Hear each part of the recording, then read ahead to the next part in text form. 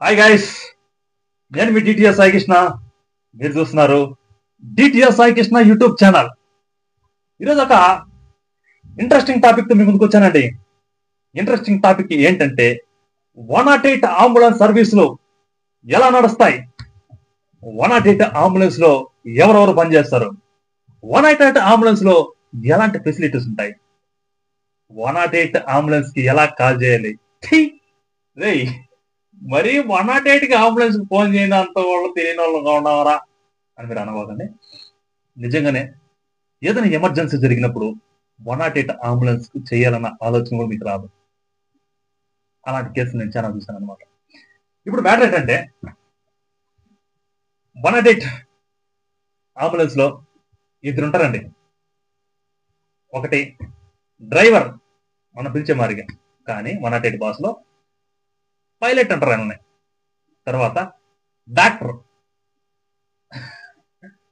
వాళ్ళు డాక్టర్ కాదండి, డాక్టర్ లాంటి వాళ్ళు కానీ డాక్టర్ కాదు, వాళ్ళు ఎమర్జెన్సీ మెడికల్ టెక్నీషియన్ అంటారు అనమాట, ఈఎంటీస్. ఓకే, వీళ్ళు ఎమర్జెన్సీ మెడికల్ టెక్నీషియన్ క్వాలిఫికేషన్ ఏంటంటే ఎనీ లైఫ్ సైన్స్ చదివిన వాళ్ళు, వాళ్ళని 108 సంస్థ హైర్ చేసుకొని వాళ్ళకు ఒక మంచిగా ట్రైనింగ్ ఇచ్చి ఎమర్జెన్సీ కేసులు ఏ విధంగా డీల్ చేయాలి, ప్రాణాపాయ స్థితిలో పేషెంట్ ఉన్నప్పుడు అతనికి ఎటువంటి ట్రీట్మెంట్ అందించాలి, ఎలా రక్షించాలి పేషెంట్ ని, ఎమర్జెన్సీ జరిగినప్పుడు ఆ ఎన్విరాన్మెంట్ మొత్తం ఏ విధంగా బ్యాలెన్స్ చేయాలి, పేషెంట్స్ తో ఏ విధంగా నడుచుకోవాలి, వచ్చే వాళ్ళ అటెండర్ తో ఏ విధంగా ఉండాలి, ఇలాంటివన్నీ ఆ ఎమర్జెన్సీ మెడికల్ టెక్నీషియన్ కి మంచిగా ట్రైనింగ్ ఇచ్చి, అంబులెన్స్ లో ట్రైనింగ్ ఇచ్చి, అదే విధంగా హాస్పిటల్ లో ట్రైనింగ్ ఇచ్చి అతన్ని 108 అంబులెన్స్ లో జాబ్ ఎక్కిస్తారు అనమాట. అది ఎమర్జెన్సీ మెడికల్ టెక్నీషియన్ హైర్ చేసే ప్రాసెస్. నెక్స్ట్ వచ్చి పైలట్, డ్రైవర్. డ్రైవర్ కూడా సేమ్ ఇదే విధంగా ఉంటుందండి. వాళ్ళకు కూడా కొన్ని ముఖ్యమైన అంశాల మీద ట్రైనింగ్ ఇచ్చి, ముఖ్యమైన అంటే సిపిఆర్ ఎలా చేయాలి. సిపిఆర్ అంటే కార్డియో పల్మనరీ రీసెసిటేషన్ అనమాట. గుండె ఎవరికైతే ఆగిపోతే వాళ్ళ గుండెల మీద ఒత్తి చేస్తారుగా, దాని సిపిఆర్ అంటమాట. అలాంటి సిపిఆర్స్ ఏ విధంగా చేయాలి, స్ట్రక్చర్స్ ఏ విధంగా పట్టాలి, వీల్ చైర్స్ ఏ విధంగా తొయ్యాలి, ఇలాంటి రకరకాల విషయాల మీద వాళ్ళందరికీ ట్రైనింగ్ ఇచ్చి, అదేవిధంగా హెవీ లైసెన్స్ ఉన్న వాళ్ళని ఆ పైలట్స్ జాబ్స్ కి హైర్ చేస్తారనమాట. ఇదనమాట 108 అంబులెన్స్ లో పనిచేసే వాళ్ళకి. ఒక బండికి అంటే ఒక వెహికల్ కి 5 మంది వర్క్ చేస్తుంటారు అనమాట. ఓకే, ఇద్దరు డ్రైవర్లు, ఇద్దరు టెక్నీషియన్లు, ఇంకొకడు బఫర్ అనమాట, వాళ్ళకి ఆల్టర్నేట్ గా లీవ్స్ ఇవ్వడానికి. ఇదనమాట. ఈ సోదంతా మాకు ఎందుకయ్యా అని మీరు అడగచ్చు. ఇది మీకు సోద అయ్యొచ్చు, కానీ ఫ్యూచర్ లో ఇది ఎక్కడో ఒక చోట మీకు ఉపయోగపడుతుంది. ఆ దేవుడు నేను ఇప్పుడు కోరుకుంటున్నాను. 108 అంబులెన్స్ యూజ్ చేసే రోజు మీకు రాకూడదని, ఎవరికి రాకూడదని నేను అనుకుంటున్నాను. ఎవరైనా 108 అంబులెన్స్ యూజ్ చేసారు అనుకుంటారా? ఎవరికైనా ఎమర్జెన్సీ రావాలనుకుంటారా? ఎవరు అనుకోరు కదా. అందుకే ఇలాంటి రోజు రాకూడదు. కానీ మన మనుషులు కదా, ఖచ్చితంగా అలాంటి రోజు మన పక్కింటి వాళ్ళకో, లేకపోతే రోడ్లో ఎక్కడో అవుతారో ఈ అనుభవం మీకు ఉపయోగపడుతుంది. 108 అంబులెన్స్ ఫోన్ చేస్తే బండి వస్తుంది. దాని తర్వాత దాని వెనకాల ప్రాసెస్ ఎలా ఉంటది, 108 ఫోన్ చేసి యాడికి పోద్ది, బండిలో ఉన్న డ్రైవర్కి పోద్దా, టెక్నీషియన్ పోద్దా, లేదా ఎవరికి పోద్ది, దీనికి డౌట్ వస్తుంది అనమాట. ఇలాంటి చిన్న చిన్న డౌట్లు వచ్చే చాలా మంది ఉంటారు. వినండి, చెప్తాను, ఓపిక వినండి. మీకు ఒక ఎంటర్టైన్మెంట్ అని అనుకోండి, ఇబ్బంది లేదు. మ్యాటర్ ఏంటంటే మళ్ళీ తర్వాత 108 ఫోన్ చేసాం అనుకో, ఇప్పుడు ఊర్లో ఒకరికి కడుపు నొప్పి వచ్చింది, లేదంటే రోడ్లో ఒక యాక్సిడెంట్ జరిగింది, ఇంకేదైనా అయింది, మెడికల్ ఎమర్జెన్సీ అయింది, 108 ఫోన్ చేస్తాం. 108 ఫోన్ చేస్తేనే అది డైరెక్ట్ గా ఎక్కడ పోద్దంటే హెడ్ ఆఫీస్ పోద్ది. హెడ్ ఆఫీస్ ఎక్కడ ఉంటుందంటే ఏపీలో అయితే గుంటూరులో ఉంటది, తెలంగాణలో అయితే హైదరాబాద్ లో ఉంటుంది. కాల్ సెంటర్ అనమాట, దాన్ని కాల్ సెంటర్ అంటారు. కాల్ సెంటర్ లో 24/7 24 గంటలు ప్రతిరోజు పనిచేస్తుంటారు అనమాట. కాల్స్ లిఫ్ట్ చేయడానికి, కాల్స్ ఆన్సర్లు ఇవ్వడానికి. వాళ్ళు ఏ విధంగా పనిచేస్తారో అదే విధంగా 108 అంబులెన్స్ కూడా 24/7 ఎప్పుడు అందుబాటులో ఉంటుంది. ఎందుకంటే ఎమర్జెన్సీ ఎప్పుడు జరుగుతుందో తెలియదు కదా, దానికి టైం అంటూ ఉంటుంది. తెల్లవారుతో రాత్రి, మధ్యాహ్నం, ఒక టైం అంటూ ఉంటుంది, ఎమర్జెన్సీ ఎప్పుడు వస్తుందో తెలియదు కాబట్టి ఎప్పుడు అందుబాటులో ఉంటుంది అనమాట. ఎమర్జెన్సీ వచ్చినప్పుడు ఫోన్ కొడితేనే గుంటూరులో హెడ్ ఆఫీస్ బాగుంది. ఏపీ గురించి చెప్తాను, ఎందుకంటే నేను ఏపీలో ఉంటాను కాబట్టి, ఏపీలో వర్క్ చేశాను కాబట్టి అందుకు ఏపీ గురించి చెప్తాను. గుంటూరులో హెడ్ ఆఫీస్ బాగుంది. ఫోన్ చేస్తానే, అయ్యా ఇక్కడ యాక్సిడెంట్ జరిగింది అయ్యా అని చెప్తానే వాళ్ళు అడగరు అనమాట వివరాలు. అన్న మీ పేరేంటి, ఎక్కడ నుంచి ఫోన్ చేస్తున్నారు, ఎక్కడ జరిగింది అని చెప్పేసి కొన్ని వివరాలు అడతారు అనమాట. అప్పుడు మీరు పేరు చెప్తారు, తర్వాత ఏమైంది చెప్తారు, యాక్సిడెంటా, లేకపోతే పాము కాటా, లేకపోతే విషం తాగారా, లేకపోతే రైలు కింద పడిపోయారా, ఊరేసుకున్నాడా, ఇలాంటి కేసులు ఉంటుంది అనమాట. ఏదో చెప్తారు. చెప్పగానే అది నోట్ చేసుకొని మీరు అందులో మండల పేరు కూడా చెప్తారు అనమాట. ఊరు చెప్తారు, అది ఏ మండలం కిందకు వస్తుందండి అంటే చెప్తారు, పూతలపట్టు, చిత్తూరు, గుడిపాల, పాకాల, ఏదో ఒకటి మండలం చెప్తారు. 108 అంబులెన్స్ ప్రతి ఒక్క మండలానికి ఒక్కొక్కటి ఉంటుందండి. ప్రతి ఒక్క మండలానికి ఒక్కొక్క బండి ఉంటుంది. అదేవిధంగా కొన్ని పెద్ద హాస్పిటల్ కూడా బండ్లు ఉంటాయి. ఇదనమాట. అప్పుడు నువ్వు మండలం పేరు చెప్పగానే ఆ మండలం బండి కనెక్ట్ చేస్తారు అనమాట. మీరు ఫోన్ కొడితేనే హెడ్ ఆఫీస్ పోద్ది, మీ చేత వివరాలు తీసుకొని ఏ మండలం అయితే ఆ మండలంలో ఉన్న అంబులెన్స్ లోని ఎమర్జెన్సీ మెడికల్ టెక్నీషియన్ చేత ఫోన్ ఉంటుంది. ఎప్పుడు అందుబాటులో ఫోన్ పెట్టుకుంటుంది అనమాట. ఫోన్ చేసిన ఒక రింగ్ కి ఆ రింగ్ కి యాక్చువల్లీ ఎత్తాలి. ఆ విధంగా వాళ్ళు పని చేసింది అనమాట. ఎమర్జెన్సీ ఎప్పుడు జరుగుతుంది అంటే ఒక ఆర్మీ మరి పని చేస్తుంటారు వాళ్ళు. ఎందుకంటే నేను కూడా ఆ విధంగా పని చేశా. సెల్ఫ్ డబ్బా కాదు, నిజంగా ఆ విధంగా పని చేస్తారు. ఫోన్ చేస్తేనే హెడ్ ఆఫీస్ పోతే, హెడ్ ఆఫీస్ నుంచి పోతేనే ఎక్కడికి 108 అంబులెన్స్ కి ఏ మండలం అయితే ఆ మండలం బాగుంది కనెక్ట్ చేస్తుంది అనమాట. ఎమర్జెన్సీ మెడికల్ టెక్నీషియన్ ఫోన్ ఎత్తారు. గుడ్ మార్నింగ్ అండి madam. Good morning madam. Muthalapattu మండలం నుంచి కేసు అండి. ములతనపల్లి విలేజ్ దగ్గర మెయిన్ రోడ్ దగ్గర నుంచి డయాలసిస్ కేసు. మేడం ఎక్కడ మేడం? కిడ్నీ ప్రాబ్లం కేసు అంటండి. వెనుతలపల్లి. వేణుతనపల్లె? సారీ, వేనుతలపల్లి. ఓకే, ఇవ్వండి మేడం. Vehicle number 8039 sir? అవును మేడం, 8039 మేడం. ఐడి నోట్ చేసుకోండి. సిఎఫ్ఎస్. ఒక్క సెకండ్ మేడం. ఓకే మేడం, ఎండిడికి వచ్చింది మేడం. 130. అది అని చెప్తే మనకు ఐడియా వచ్చేస్తుంది పంచాయతీ. తర్వాత మనకు మానిటర్లు ఉంటాయి. 108 అంబులెన్స్ సెల్ ఫోన్ అది పెద్ద టాబ్లెట్ అనమాట. దానికి జీపీఎస్ ట్రాకింగ్ ద్వారా లొకేషన్ కూడా మనం షేర్ చేస్తాం. కొడితే లొకేషన్ చూపిస్తాం. ఆ విధంగా అప్డేట్ అంబులెన్స్ ఉన్నాయి. తర్వాత నాకు కేసు తీసుకొని ఒక ఐడి నెంబర్ ఒకటి ఇస్తారు, కాలర్ నెంబర్ ఇస్తారు. ఐడి తీసుకొని కాలర్ నెంబర్ తీసుకొని బండి మూమెంట్ లో ఉండగానే సైరన్ వేసుకుని పోతుంటే ఆ మూమెంట్ లోనే మనం కాలర్ ఫోన్ చేయాలన్నమాట. కాలర్ అంటే ఎవడైతే ఫోన్ చేస్తుంటారో మనకు వాళ్ళనమాట.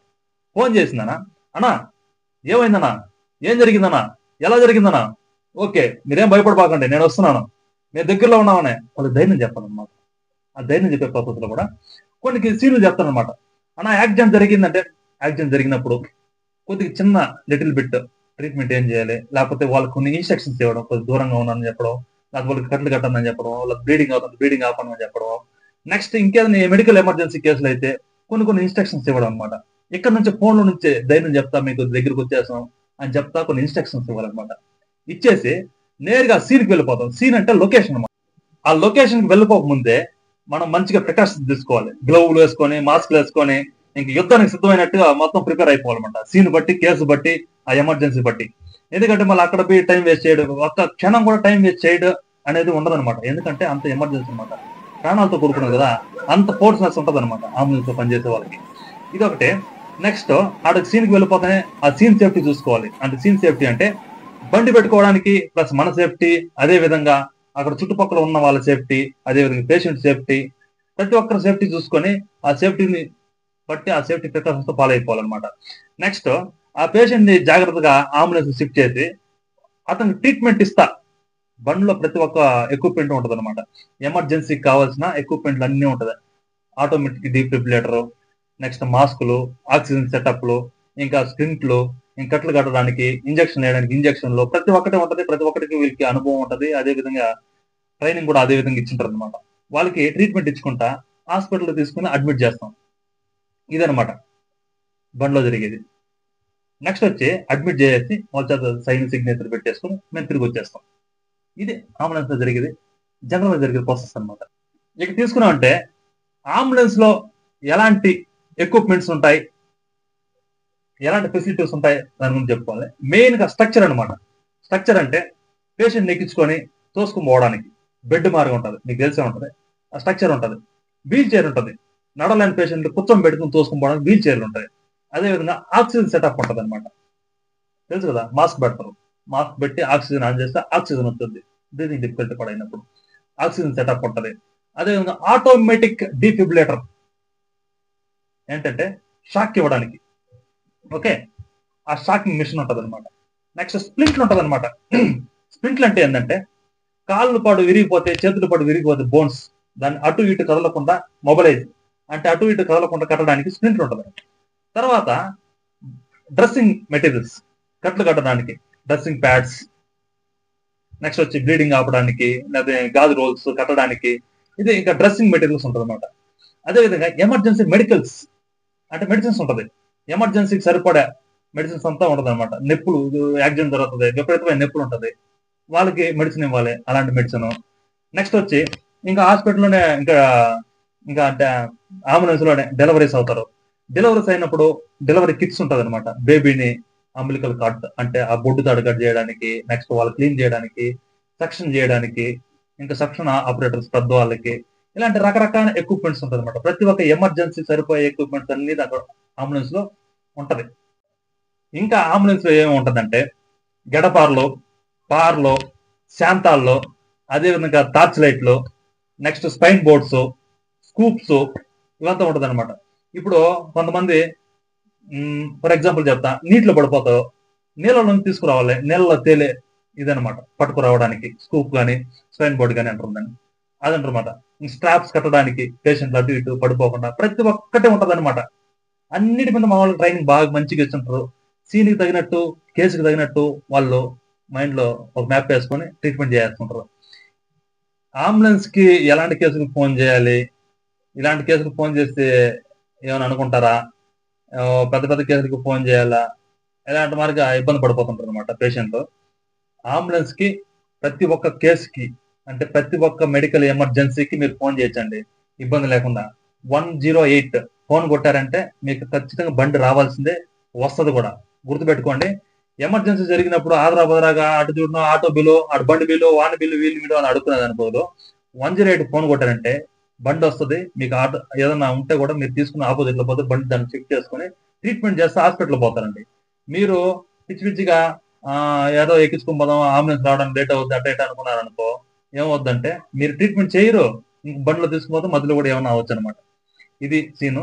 ఖచ్చితంగా ప్రతి ఒక్క కేసుకి మీరు జ్వరం వచ్చినా సరే, మీరు నడవలేని స్థితిలో ఉన్నా, చిన్న కేసుకైనా సరే 108 అంబులెన్స్ ఫోన్ చేస్తే ఖచ్చితంగా అంబులెన్స్ వస్తుంది, పికప్ చేసుకుని ట్రీట్మెంట్ చేసుకుని హాస్పిటల్ అడ్మిట్ చేస్తుంది. అది వాళ్ళ బాధ్యత. పేషెంట్లు ఉంటేనే అంబులెన్స్ అన్నట్టు వాళ్ళ కాన్సెప్ట్. కాబట్టి ప్రతి ఒక్క కేసుకి మీరు ఇబ్బంది లేకుండా ఫోన్ చేయొచ్చు. ఇది 108 అంబులెన్స్ సంబంధించి. నెక్స్ట్ వచ్చి ఇంకొక చిన్న ఇన్స్ట్రక్షన్ ఏమంటే, అంబులెన్స్ లోనే డెలివరీస్ అయిపోతుంటారు అనమాట ఉమెన్స్. నేను కూడా దగ్గర దగ్గర సుమారు ఒక 20 డెలివరీస్ చేస్తుంటాను అంబులెన్స్ లోనే. వాళ్ళకి ఒక చిన్న విజ్ఞప్తి ఏంటంటే, నొప్పులు ఫుల్గా వచ్చేసాక, నొప్పులు ఇంకా ఇంకా ఎక్కువ అయిపోయాక ఫోన్ చేశారనుకో, దారి మధ్యలో డెలివరీ అవుతుంది. సౌకర్యాలు అంత గొప్పగా లేకపోవచ్చు అంబులెన్స్ లో. అంబులెన్స్ లో డెలివరీ అవ్వడానికి, హాస్పిటల్లో డెలివరీ అవ్వడానికి తేడా ఉంటుంది కదా. కాబట్టి నొప్పులు రాకముందే మీరు ఫోన్ చేయండి. ఒకరోజు డేట్ ఇచ్చినప్పుడు కదా, డేట్ ఇచ్చిన ముందే ఫోన్ చేశారంటే వాళ్ళు తీసుకువెళ్ళి హాస్పిటల్ అడ్మిట్ చేస్తారు. హాస్పిటల్లో మంచి డెలివరీ అవుతుంది. లేదంటే అంబులెన్స్ జర్నీలోనే అవుద్ది అనమాట. ఇలాంటి కేసులు ఎన్నో అనమాట. మన ఎక్కువ మోస్ట్లీ పల్లెటూరులో ఈ విధంగా జరుగుతుంటది. ఇక 108 అంబులెన్స్ లో పనిచేసే వాళ్ళకి శాలరీలు ఏ విధంగా ఉంటది, వాళ్ళకి డ్యూటీ టైమింగ్స్ ఎలా ఉంటది అనే విషయం గురించి చెప్పాలనుకుంటే, 108 లో పనిచేసే వాళ్ళకి 12 hours డ్యూటీ అండి. 8 గంటల నుంచి 8 గంటల దాకా, తెల్లవారి 8 నుంచి రాత్రి 8 దాకా, రాత్రి 8 నుంచి తెల్లారి 8 దాకా 12 hours డ్యూటీ ఉంటుంది. 24/7 లీవులు ఉండదు, ఏముండదు. లీవులు ఉంటది, 4 రోజులకు ఒక లీవ్ ఉంటుంది అనమాట. 4 రోజులకు ఒక లీవ్ తీసుకొని డ్యూటీ షిఫ్ట్ మార్చుకోవాలి. డే డ్యూటీ నుంచి నైట్ డ్యూటీకి, నైట్ డ్యూటీ నుంచి డే డ్యూటీకి. కానీ ఈ రోజు నాకు పండగ వచ్చింది లీవ్ కావాలి అంటే కుదరదు. లీవ్ ఇప్పుడు వస్తే ఆ 4 రోజులు అప్లై తీసుకోవాలి. జెండా పండగ వచ్చింది, గాంధీ జయంతి వచ్చింది, ఇట్లా మరికంతా చెప్పడానికి లేదు. ఎందుకంటే ఎమర్జెన్సీ అంటే ఎమర్జెన్సీ. కాబట్టి వాళ్ళు 24/7 ఎప్పుడు అందుబాటులో ఉండాల్సిందే, ఉంటారు కూడా. 108 అంబులెన్స్ లో పనిచేసే వాళ్ళకి శాలరీలు ఏ విధంగా ఉంటాయి, శాలరీలు ఎంత వస్తుంది అని చెప్పేసి చెప్పుకుంటే, బేసిక్ 18,000 రూపాయలు ఎమర్జెన్సీ మెడికల్ టెక్నీషియన్ కి, 15,000 రూపాయలు పైలట్కి ఉంటుంది అనమాట. బేస్డ్ ఆన్ వాళ్ళ ఎక్స్పీరియన్స్ బట్టి వాళ్ళ శాలరీ పెరుగుతూ పోతుంటది. ఇప్పుడు 10 ఏళ్ళ ఎక్స్పీరియన్స్ ఉన్న ఎమర్జెన్సీ మెడికల్ టెక్నీషియన్కి ఒక 30,000 శాలరీ వస్తూ ఉంటది. అంతే, పెద్దగా ఎక్కువ అని చెప్పేసి ఉండదు. ఒక 27,000 28,000 ఒక 10 ఏళ్ళ ఎక్స్పీరియన్స్ ఉన్న 108 అంబులెన్స్ డ్రైవర్ కి శాలరీ అంత ఉంటుంది అనమాట. ఈ శాలరీలన్నా ప్రాపర్ గా ఇస్తారా అంటే ఆ 108 అంబులెన్స్ లో శాలరీలో 3 నెలలకి 4 నెలలకు పడుతుంది. వీళ్ళు రెయ్యం బొగులు డ్యూటీలు చేస్తూనే ఉంటారు, కానీ శాలరీ మాత్రం ఎప్పుడో 2 నెలలకు 3 నెలలకు వస్తుంది, ఎప్పుడు వస్తుందో తెలియదు. ఇది ఒక పెద్ద సమస్య ఉంది 108 అంబులెన్స్ లో. కాబట్టి ఆ శాలరీలతో ఇబ్బంది అయ్యే నేను కూడా 108 జాబ్ నిలిచిపోయి వేరే జాబ్ చూసుకోవచ్చు. కానీ సర్వీస్ మాత్రం చాలా అంటే చాలా గొప్పది. జీవిత పాఠాలు మొత్తం నేర్పిస్తుంది. ఎమర్జెన్సీ సిచ్యువేషన్ లో పేషెంట్లు ఆ బాధలో మామూలు విషయం కాదు, తెలుసుకుంటే బాధేస్తుంది. ఎప్పుడు ఏడుపే, ఎప్పుడు ఏడుపు అంటే ఏడుపే ఉంటది అనమాట. ఎప్పుడు ఒక ఒక డిప్రెషన్ లో ఉంటారు అనమాట పనిచేసే వాళ్ళు కూడా. ఎందుకంటే చూసి చూసి చూసి చూసి ఎప్పుడు బాధే. యాక్సిడెంట్లు అవి చూస్తూనే ఉంటారు, చావులు వాళ్ళ తల మీద జరిగిపోతుంది, చిన్నపిల్లలు చనిపోతుంటారు. ఇంకా ఎమర్జెన్సీ మెడికల్ టెక్నీషియన్లు సిపిఆర్లు చేస్తుంటారు, వాళ్ళకి చూసి చూసి గుండె రాయి అయిపోతుంది వాళ్ళకి కూడా. ఎట్లుంటది అనమాట ఆ పరిస్థితులు. హాస్పిటల్ వాతావరణం ఎప్పుడు బాధాకర వాతావరణం. ఈ వీడియో ముగించే ముందు ఒక చిన్న విషయం చెప్పాలి. ఎమర్జెన్సీ వచ్చినప్పుడు 108 అంబులెన్స్ ని యూజ్ చేసుకోండి, మీ ప్రాణాలు రక్షించుకోండి అని చెప్పేదానికంటే ఆ ఎమర్జెన్సీ రాకుండా చూసుకోవడానికి ట్రై చేయండి అని చెప్పడం మంచిదన్నమాట. కొంచెం ఓపిక్గా మీరు ఉన్నారంటే చాలా ఎమర్జెన్సీని మీరు తప్పించవచ్చు. యాక్సిడెంట్లు అయినా సరే కొద్దిగా జాగ్రత్తగా ఉంటే చాలా ఎమర్జెన్సీ మీరు తప్పించవచ్చు.